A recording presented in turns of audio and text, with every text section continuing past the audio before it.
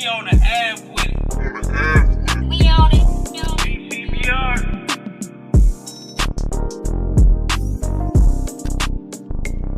We on the Ave with it. We on it. DCBR.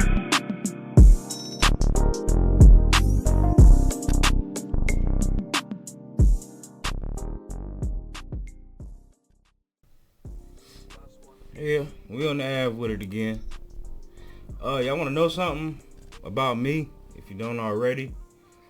So, anytime I'm doing something productive, anytime I'm doing something fun, I like to involve people. Now, whether that be complete strangers, my friends, whoever, I like to get people involved in stuff, right?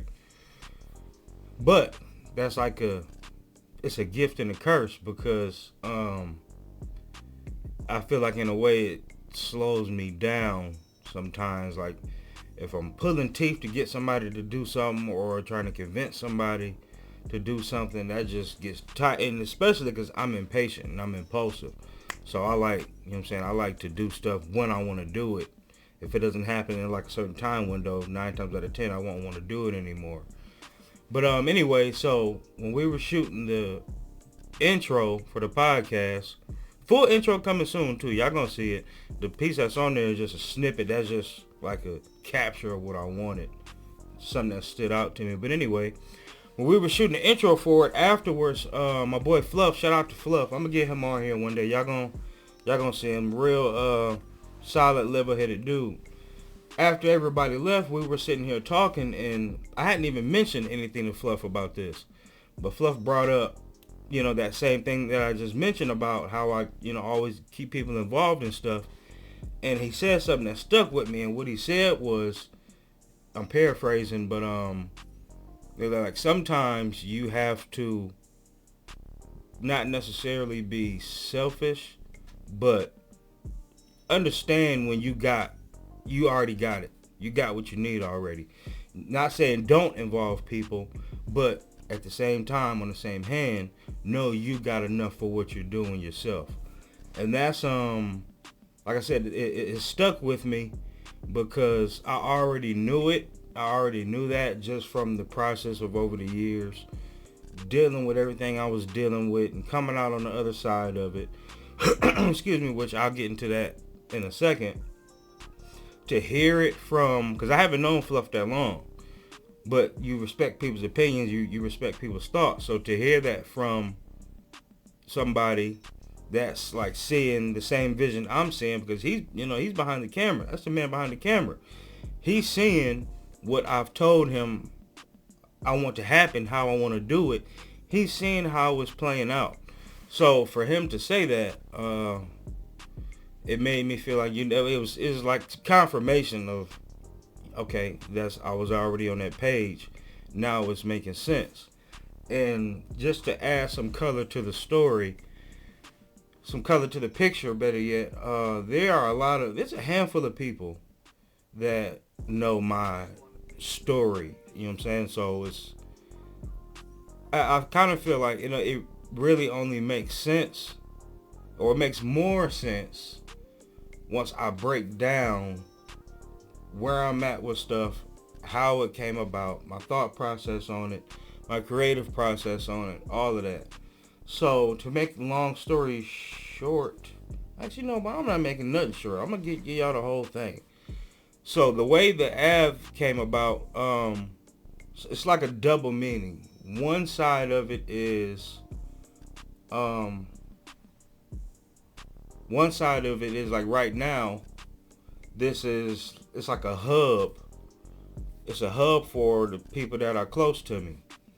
And say for instance, when anything that has to do with the cars, like when we did the drive-through car show for 7, the young man, everybody met up here. It was nothing but cars in the driveway, nothing but cars on the street. This is where it's just a central spot. If we don't feel like going out, hanging out downtown or wherever, 9 times out of 10, we right here. You know, somebody car break down, it's middle of winter time and they don't got a garage, or wherever shops is closed, they can come right here and pull in the garage and get busy and do what they got to do. anything, man. Just people pull up here, get air in their tires. People might need to use a jack. It's whatever. The people that I'm really close to, they don't really need a reason. Just let me know before you pull up. And it's a spot. It ain't no trap spot. It ain't no just all 24/7 hangout spot. But I know how it is, and sometimes people just want to get out the house, and because it's quiet over here. Number one, it ain't no commotion, no chaos over here, and I know what that means to a lot of people. So that's that's one side of it. Other side of it is before all of that. This place was.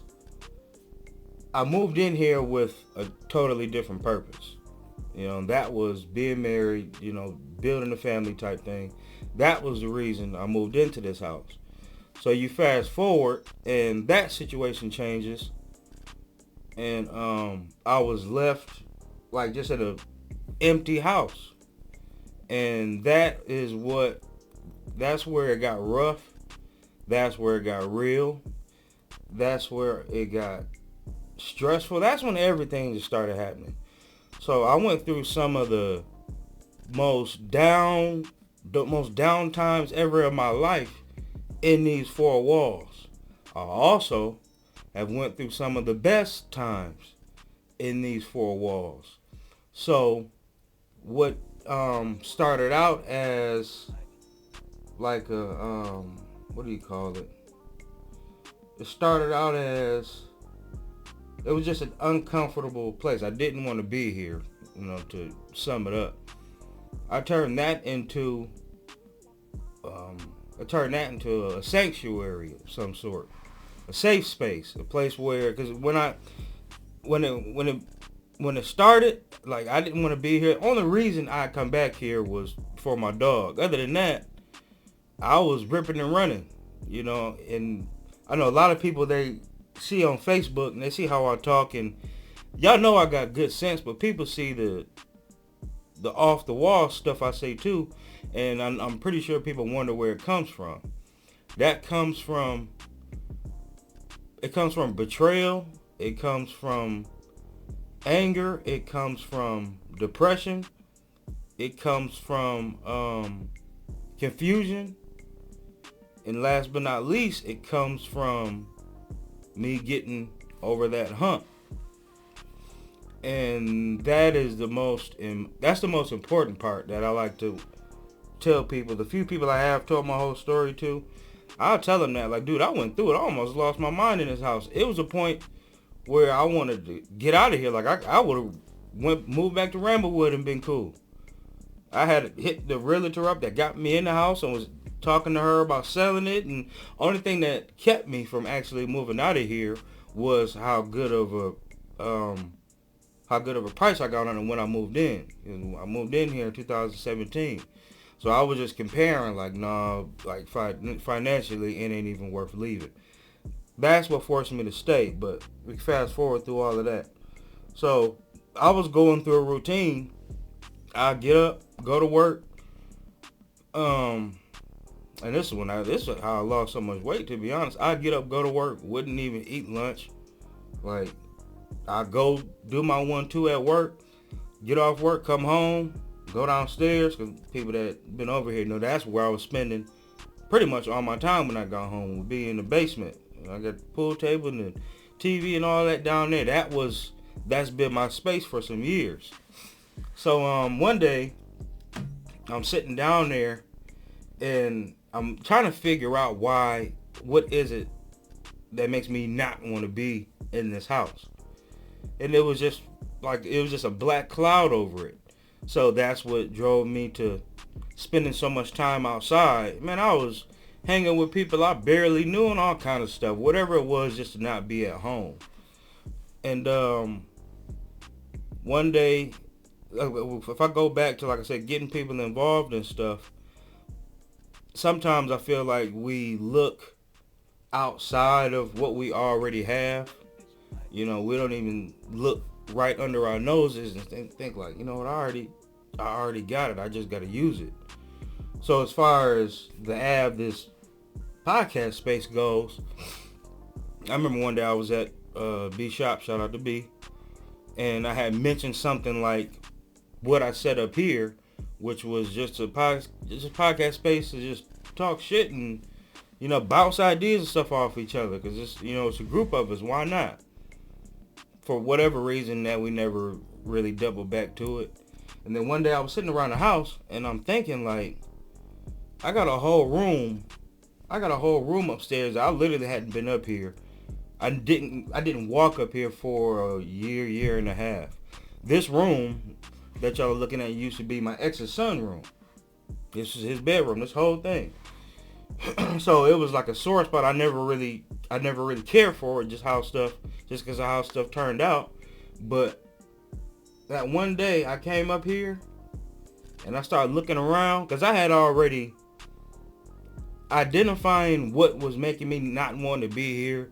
I started switching stuff around. I painted this, took these pictures off the wall, took this out the bathroom. You know what I'm saying? Just making it mine. That's what I feel like you got to do when you share a space with somebody, because when you look at stuff, it's going to remind you of a certain time, all that kind of stuff. So I started doing that downstairs already, all the way from the basement to the living room to the bedroom. I switched everything up. This room up here was the last piece of anything that I hadn't done anything to. That one weekend, I'm telling y'all, man, the blankets are sitting over there. It wasn't anything up here with this carpet and a white blanket over there. One weekend I got fed up about it, and I'm like, if I'm gonna stay here, I gotta do something with that upstairs. That's a whole room that's just empty that I could be using for something, whether it be a workout room, anything. I gotta do something with it. And the idea came up is, boom, what you looking at? It's the ad. So that weekend, man, I got busy. I started, you know, jumping on Marketplace and driving from here to here. I was leaving work early, meeting people on my lunch break, all kind of stuff, man, just piecing it together on how I wanted it to look. And I appreciate everybody that comes up here and they tell me, like, dude, I like what you did with it. You know, to me, it's cool. It's like I can rock with it. If anything, I'll rearrange and move the equipment somewhere else, but overall, it's cool. And that's what that's kind of what I wanted to share with y'all is, you never know until you look. You never know until you look right around you. You don't gotta always step outside. If you got the space and you got the willpower, I guarantee you it's right there. My boy Zach, shout out to Zach. We talk often, just bullshit around, and last week he mentioned he wanted to try and vinyl wrap cars. So I told him, you know, sometimes when you mention stuff to people and they just tell you to go for it just because, you know, they making conversation. But I told him, like, you should try it. He said, I've never wrapped a car before. I said, you never made a beat till you made a beat before either. I said that to Zach because I know his brain works like mine. If he comes up with an idea, just like if I come up with an idea, if I really want to do it, I'm going to get it done. I tell people all the time, you know how much stuff I done fixed around the house or on my car that I've never touched or seen before? That from when you got an engineer type brain, it doesn't mean anything if you haven't done it before. Do it. Still do it.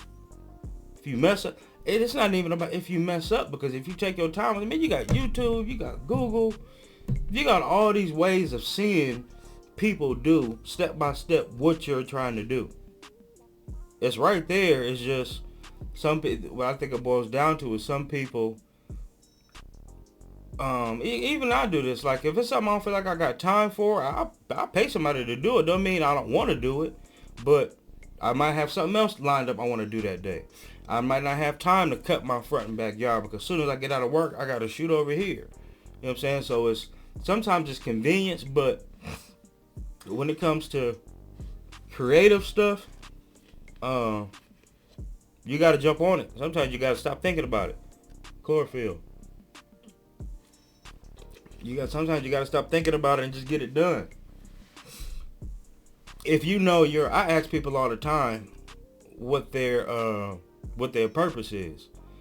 I don't ask it to be funny. I ask it because I feel like part of my purpose is to inspire, get people's gears turning, and be somewhat of a philanthropist. That's why I give so much stuff away.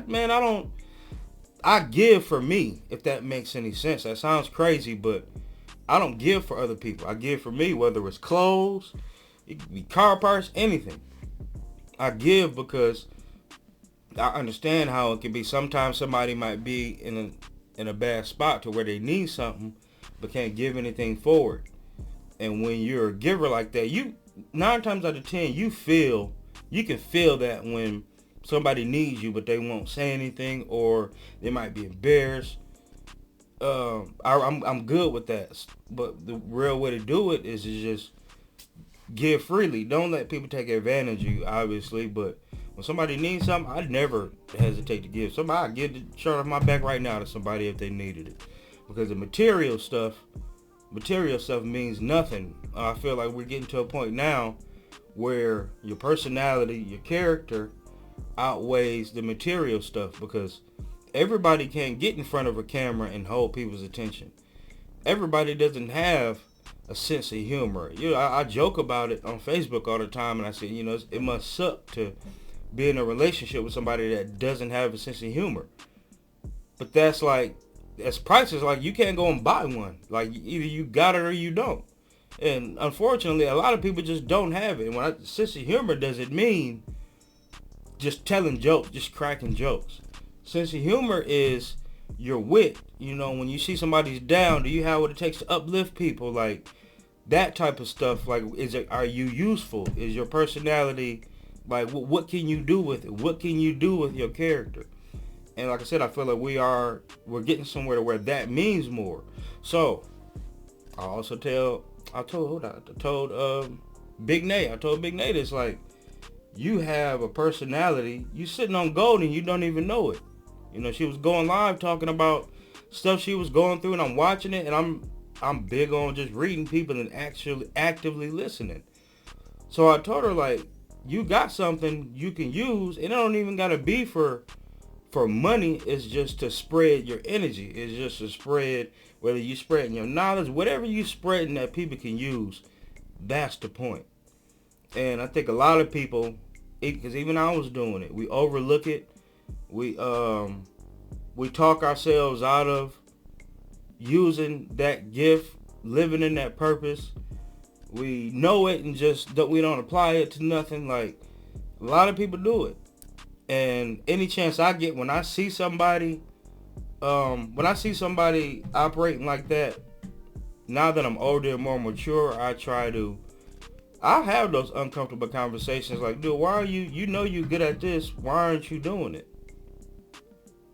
If you don't know what you're good at, then that's a different conversation. But if you know what you're good at, whether if you're like me, I know I'm a people person. I naturally make people laugh. I'm good at that, but you know what else I'm just as good at, if not even better? Like, when it comes to them serious talks about figuring your life out and, getting down to the nitty gritty, I'm probably better at that. I don't do that because Facebook ain't really the place for it. People don't care to see that. But if you sit and talk to me, like, I'm one of those. I'm one of those that'll talk to you about everything from A to Z, and it's all gonna make sense. Why? Because, number one, I've been there. I've been mentally broken all the way down. I've been through it. I pulled myself out of it. I was so deep in it, man, I ended up in the ER. Like, that's why I get headaches to this day. I get tension headaches because I was holding everything in. Wasn't talking to anybody. When people ask, no, I'm cool. Like, half of the reason I did that because it's nothing anybody can really do for me. But it's nothing you can say. I'm not, like, lost. I might be confused and angry, but I'm not lost. Like, I know what emotions I'm going through. This is just how I'm handling them. But that's why I'm useful on all fronts when it comes to dealing with people. Like, that's my job. That's what I do for 8 hours a day. When I leave work, that's what I do. I'm the friend people call.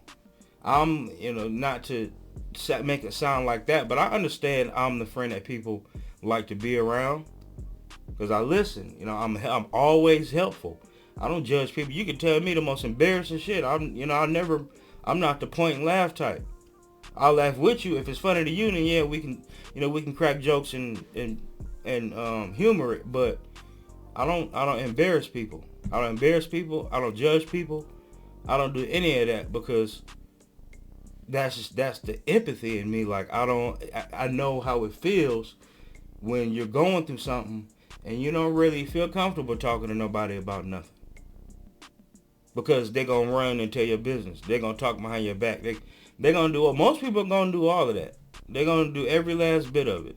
So I understand if I'm 1 out of 5 people that don't do that, yeah, naturally, people are going to be drawn to me over stuff like that. Now, like I said, it's doubling back to the Ave. So I explained one part of it, which this is the hub for me and my people. This is where we hang at. It's a safe space, cool neighborhood, all of that, whole nine. That's one part of it. The other part of it, like I said, is this place it went from someplace I didn't want to be at all to now, it got to be important for me to leave. Like, I'm just fine with getting off work and coming here and laying on the couch and I'll sleep a couple hours, get up, get something, make something to eat and lay back down. Like, that's how peaceful my life is at this moment. Like, I got zero nonsense. I got zero chaos going on. So, I pride myself on that, man. I pride myself on that. To take nothing and turn it into something like that, something like this. It wasn't luck. It damn sure wasn't luck. It was me getting tired of sitting around. Me getting tired of looking at certain stuff. Me getting tired of thinking about certain stuff.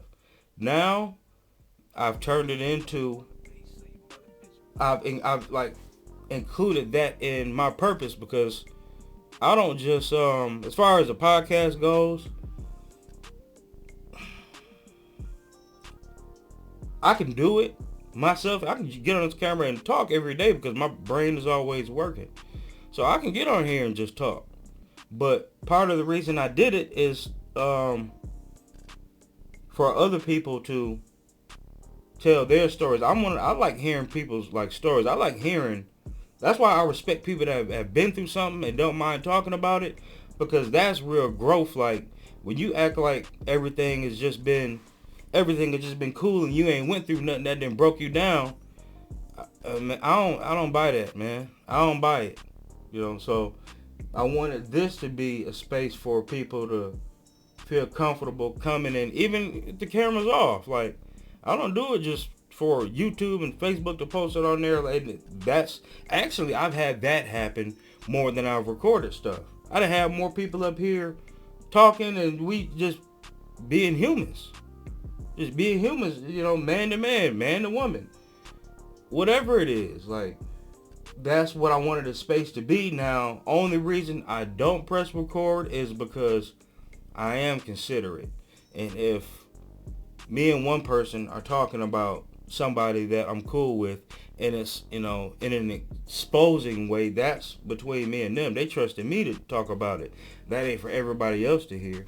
Now, if it's something that's more lighthearted, more scratching the surface, that's one thing. I'll press record on it, and I do plan on, I'm telling y'all now, if you come up here, I think people act different when they know the moment they're being recorded. That's kind of like when people, what I'm saying, they shift up a little bit, and it's almost like they put a mask on. So I'm trying to figure out how to time when people are up here and we're talking. I'm trying to figure out how to just let people roll with it. So that's what I wanted the space to be. Just it's for me. Like, once I put all this stuff up here, like, I'll sleep up here. Man, 9 times out of 10, Nolly would be over there in his blanket. I'd be laid right back behind his camera on that carpet, up here knocked out. I sleep up here more than I do in my bed. And part of that is because once I put all this stuff up here, I had to get reacquainted with the space itself. You know, if you get what I'm saying, it's like when you because the feeling I had in here before is almost like when, like, if you get robbed, if you driving a specific car, if you driving your favorite car and you get carjacked, that leaves a bad taste in your mouth for driving that car because something traumatic didn't happen in that car. Home robbery, that's where PTSD, that's where trauma comes from. Like, in your brain, you associate whatever bad happened with this certain thing or this certain person, you know? So that's like when people that get sexually abused, you know, if it was at a specific place, if it was at Red Roof Inn, you'll never want to go back to Red Roof Inn again just because of what memory is attached to Red Roof Inn, right? That's how the brain works. So imagine living in a space to where that bad memory, that bad juju, all of that is attached. I'm telling y'all, that was mental torture. That's why I said I didn't have lost my mind in here. So now when y'all come here, that's one thing I should have done this a long time ago, honestly. When people come here, hopefully they have a different outlook, a different perspective on this space, because it hasn't been what you're seeing. It hasn't always been this. It was a complete opposite. You know, but I knew that. That's why I look at it the way I do. But for people that come over here, it's like, you know, now you know. But the whole point of it is sometimes you already got it. You already got what you need. Stop looking for approval from other people. Stop making excuses. Stop finding reasons not to be productive. Like, if you got a personality, you got a character, man, do something with it. If you can't figure it out, holla at me, we'll figure it out. Do something with it.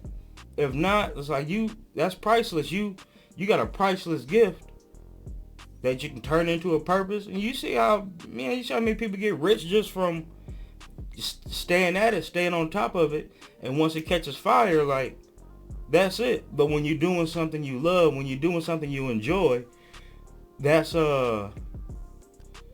it doesn't feel like work. It doesn't feel like you're doing it for some end goal. It's like, this is who you are. This is your personality. This is who you are regardless. Whether whether you got a camera or not, whether you got an audience or not, whether the people are laughing with you, crying with you, this is who you are. So I know somebody needed to hear it, because I ain't have anybody tell me, not before. You know, I had to really go through the motions of being down and out. I had to go through the motions of being able to look back at that, like, you know, that's what makes me who I am. I already had personality and character, but that just added, everything I went through added a layer to it, to where now it's like I got a certain level of calm to me I've never had before. I got a certain outlook on things that I never had before. You know, I find if you don't do anything else, you find the silver lining in whatever you're going through. I guarantee it's a silver lining in everything. It's a silver lining in everything. You might not see it till later because we get frustrated and we get stressed out and we get hurt. But if you pay attention enough, you always find a silver lining in all the BS you go through.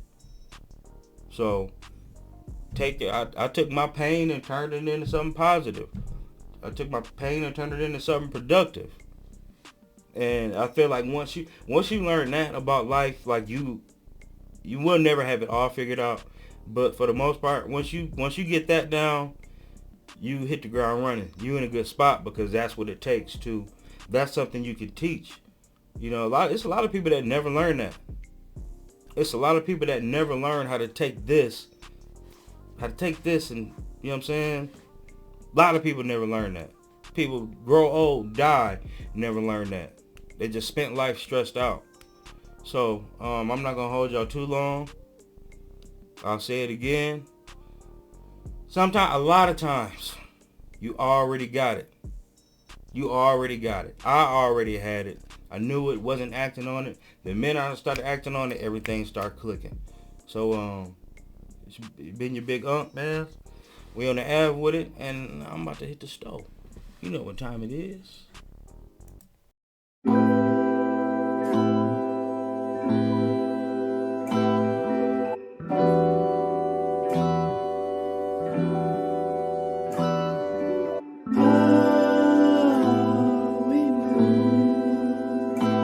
So smooth, like clockwork, it feels so smooth.